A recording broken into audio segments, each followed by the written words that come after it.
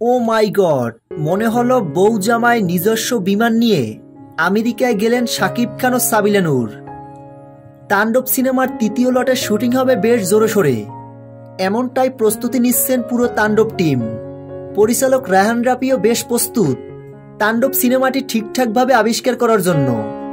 এদিকে কোরবানির ঈদের 1 মাসেরও কম সময় বাকি আছে। তাণ্ডব সিনেমাটির এখন পর্যন্ত কোনো প্রমোশনাল টুলস আসেনি। এর আগে রায়হান রাফির তুফান সিনেমার সময় ব্যাপক হারে ক্রেজ তুলেছিল সিনেমাটির টিজার, তবে এখন পর্যন্ত তাণ্ডব সিনেমার কোনো টিজার প্রকাশ না হওয়ায় হতাশ দর্শকরা। অন্যদিকে এখন পর্যন্ত শাকিব খানের তাণ্ডব সিনেমার তৃতীয় লটের শুটিং শেষ হয়নি, হয়তো সেখান থেকে কিছু সিন থাকবে তাণ্ডব সিনেমার টিজারে, সেজন্য একটু সময় নিচ্ছে টিজার প্রকাশের জন্য।